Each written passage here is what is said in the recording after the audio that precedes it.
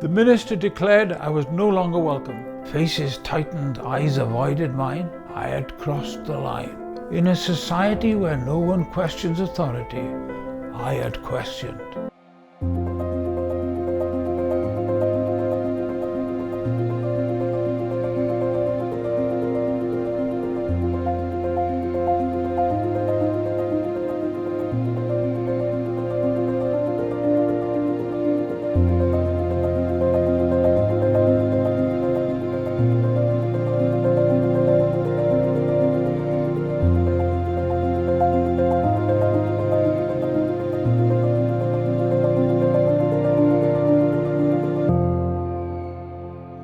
Welcome back to DocWales Diaries. Today we journey through sealed borders and unsealed hearts. From the dim corridors of Pyongyang, North Korea, and the hushed gatherings in the underground churches of Zhejiang in northwest China, this is not just a tale, it's a calling, a mission to bring healing where hope is forbidden. It's a story of rejection turned redirection, of a medical mission silenced by politics but amplified by providence, a legacy stretching from a young Welsh martyr on the banks of the Taedong River, North Korea, to the flickering flame of faith that still dares to gather in secret. This episode is about doors slammed shut and the greater ones that God flings wide open.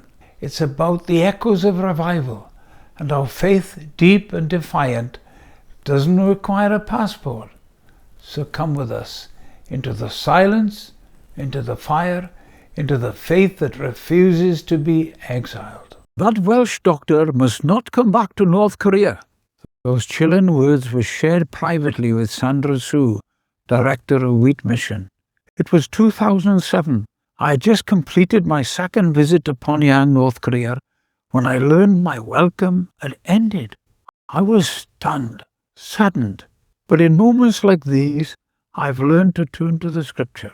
For I know the plans I have for you, declares the Lord, plans to prosper you and not to harm you, plans to give you a hope and a future, Jeremiah 29 and verse 11. That verse became my compass. Flying in on air choreo from Beijing, my heart brimmed with anticipation. Wheat Mission's second medical outreach was underway, and I was ready. At the terminal, I was greeted surprisingly in Welsh. Boroda, came the voice of the UK ambassador, John Everard. What are you doing here, Taffy, among all these Koreans? Well, I've come to see the lame walk and the deaf hear, I replied, quoting Matthew 11. Well done.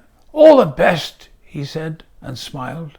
10 days later, brushing past him at the Arirang festival, he asked, How did you get on, Tuffy? Grinning, I said, Hey, the lame are walking, the deaf are hearing, and lives heard the good news. It was May the 1st, Labour Day in North Korea, a day of celebration for the working class. We had just visited the People's Palace, Marongbong Park, and the Juche Tower. It was our day of rest after a full week of surgeries and training. From the Juche Tower summit, I looked across the Taedong River, towards where the old Eastern Gate once stood. Nearby, the famed Jangdaeung Church had witnessed the great Pyongyang revival of 1907, and downriver I could see near the Kaesong Bridge stands a monument, one that remembers the destruction in 1866 of the American ship General Sherman. It was attacked there. Alongside the monument, the American spy ship USS Pueblo lay anchored. Aboard the General Sherman was a missionary, Robert Jermaine Thomas, a Welshman. He died trying to share the gospel in this hermit kingdom of Korea. An agent overheard me sharing Thomas's story on the bus. He was a thief, the agent snapped. He came to steal from our emperor's tombs. Our great general's grandfather destroyed the ship and its invaders. To my Welsh ears and heart, this was more than a disagreement. It was war by words. He came twice, I said gently. The first time he was shipwrecked. He learned your language, Hangul. He loved your people. He returned determined to share Not imperialism, but treasure. The treasure of Christ that was in his heart. The agent paused. Then almost reluctantly came his reply. Well, maybe Thomas was a good man. May Day in Pyongyang felt like Thanksgiving or spring bank holiday. Karaoke echoed, families picnic, vodka flowed freely. Wearing my red Welsh t-shirt emblazoned with the dry goch, I walked among the people at Morongbong Park. But to them I wasn't Welsh, I was Russian, as the colour of my shirt declared it. Ruski, Ruski, come dance! And so I did. We laughed, we shared meat and noodles. I choked down a vodka that burned my throat. Then as I walked on, children invited me to their performances. I was their honoured guest, and as I watched them sing for their parents, tears filled my eyes. I remembered my own childhood in Wales. My brother Phil and I performing for our family. They had so little, these people, yet so much soul.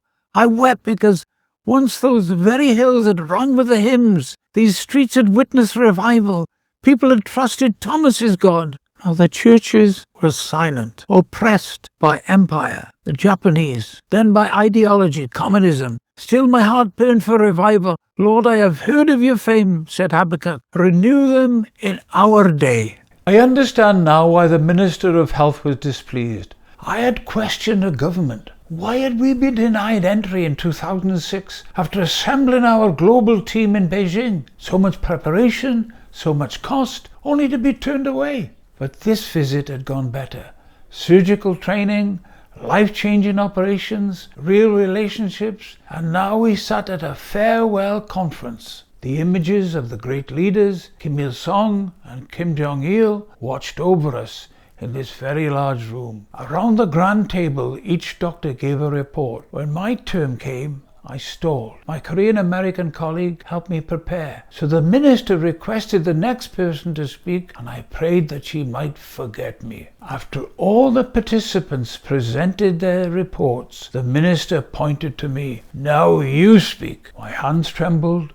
My heart pounded. I spoke. Minister, thank you for allowing me to visit. I came from the same village as Robert Jermaine Thomas. Your colleague there said he was a thief, but I know he came to give, not to take. Yet I am the one who's stealing. Stealing your people's kindness, their laughter, their generosity. And I'm thankful that I could be part of today's May Day celebration at Morongbong Park. But may I be honest, we came not to spread politics, but healing. Why are we so restricted? Why couldn't our primary care doctors like myself see your clinics where your people are truly served? Why were we turned away last year when we got to Beijing? We wish to build bridges, not walls, not one-off moments, but lasting friendships. We pose no threat, only a desire to share knowledge and hope. When I finished, the room fell silent. Faces tightened, eyes avoided mine. I had crossed the line. In a society where no one questions authority, I had questioned. Afterward, a senior Korean-American doctor pulled me aside. Price, what you said needed to be said, and only you could have said it. The minister declared I was no longer welcome, but as one door shut,